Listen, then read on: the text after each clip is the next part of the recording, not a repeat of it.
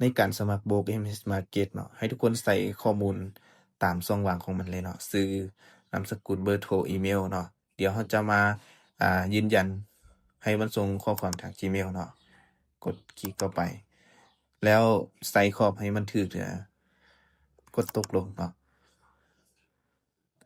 โอเครอท่าเนาะข้อความมันจะส่งทางอีเมลเนาะเพื่อยืนยันในการสมัครของเขารอท่าเบิ่งเนาะว่ามันจะส่งไวบ่ปกติมันจะส่งไวแหละถ้าหากบ่เห็นเดี๋ยวเราจะเข้าเบิ่งในอีเมลเลย ก็จะเป็นอีเมลนี้เนาะเดี๋ยวมาเบิ่งอยู่สำคัญเนาะบ่มีเนาะกดเบิ่งจดหมายขยะบ่มีคือกันกดบอนทางขยะก็บ่มีแสดงว่าอีเมลนี้สมัครบ่ผ่านเนาะเดี๋ยวเราจะมาเปลี่ยนอีเมลใหม่วางไปเลยตัวนี้จะเป็นนี้กดส่งคือเก่าเนาะคลิกใส่ข้อให้ถูกคือเก่าเด้อกดตกลงไปรอท่าเบิ่งว่ามันจะส่งข้อความประมาณจักวิอีเมลนี่สำคัญคือกันเด้อต้องเป็นอีเมลที่สมบูรณ์โอเคส่งมาแล้วเนาะมาเดี๋ยวจะมาคัดลอกเลยก็จะเป็นรหัสตัวนี้เด้อทุกคนเด้อรหัสตัวนี้เลยให้ทุกคนคัดลอกไปแล้วมาวางอยู่ช่องทางนี้เนาะโอเคกดยอมรับทั้งสองนี่เลยเนาะกดยอมรับเลยกดติ๊กไปเปิดบัญชีเลยนิดซ่าหน่อยนึงเนาะโอเคออกหน้านี้กดบันทึกอันนี้มันจะให้เราใส่ข้อมูลเติมอีกเนาะเลือกเพจเนาะเลือกเพจจะเป็นเพจทรายเนาะของเขาแล้วก็ใส่วันเดือนปีเกิดซึ่งไทยเองในวันที่4เดือน4เนาะ2004ถือว่าเป็นเลข4เบิดเลยยืนยันไปที่อยู่นี้ก็จะเป็นบ้านเด้อชื่อบ้านของเขาอุดมไซซื้อบ้านให้ตรงกันกับบัตรของเขาเลยเนาะบัตรประจำตัวของเขาเลย ส่วนตัวนี้นี่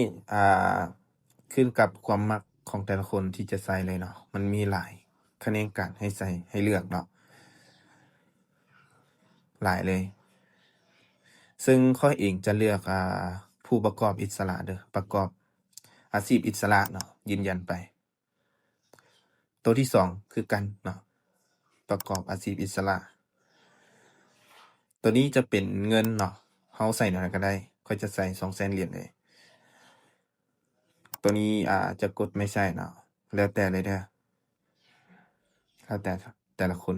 แล้วก็ตัวนี้ก็คือกันเนาะจะใส่คือกันเลยไม่ใช่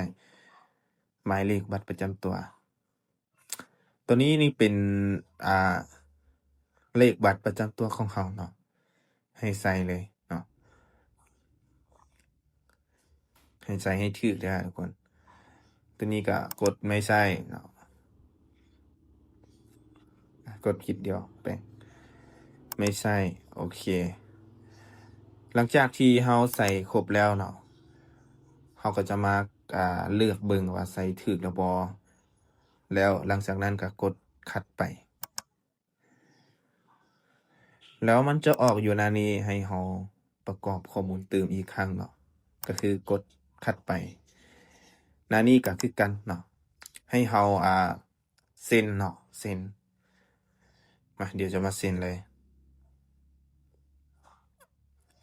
โอ้ยบ่งามเลยเนาะเดี๋ยวเปลี่ยนไหมกดไหมเซ็นไหมบ่งามเลย อันนี้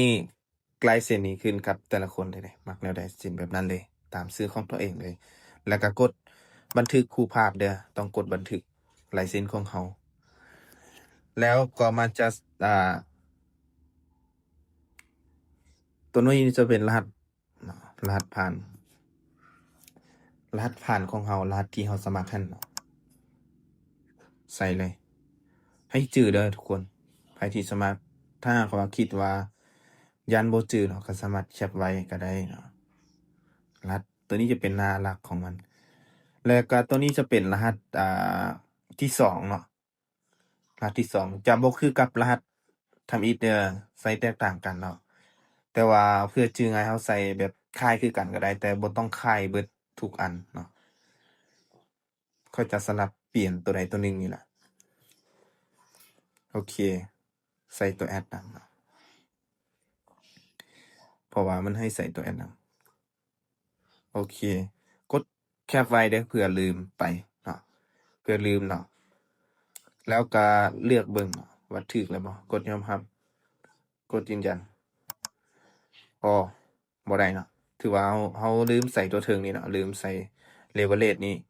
leverage นี้1 5 2,000เด้อกดแล้วก็ยืนยันไป ต้องใส่ทุกครั้งเนาะที่ว่าเราสมัครโอเคเนาะยืนยัน ตัวนี้กดตกลงเลยเนาะ yes เลยดำเนินเลย กดยอมรับเนาะติ๊กมัน ส่วนหน้านี้มันจะให้เรายืนยันตัวตนเนาะซึ่งมีหลายบัตร แต่ค่อยจะเลือกบัตรประจำตัวเนาะเพราะว่ามันง่ายเนาะแล้วก็ไวแล้วก็บ่หลายขั้นตอนเด้อแนะนำให้ทุกคนเอาบัตรประจำตัวเนาะมันเลือกบัตรของเราเลยรูปบัตรของเราเพราะว่าบัตรประจำตัวนี้มันจะง่ายในการสมัครบ่หลายขั้นตอนถ้าเป็นบัตรอื่นนี่จะหลายเนาะบัตรประจำตัวใบขับขี่นี่2อันนี้ง่ายในการสมัครโบกนี้เนาะก็โอเคยืนยันเรียบร้อยเนาะเพียงรอท่าตอนนี้มันกำลังตรวจสอบเนาะขึ้นกับข้อมูลของแต่ละคนเลยเด้อถ้าหากว่ามันจะผ่านไวเนาะตัวนี้จะเป็นหน้าหลักของมันเนาะกดยืนยันโปรไฟล์นี้เนาะถ้าเขาอยากเบิ่งก็มีเพียงเท่านี้เนาะในการสมัคร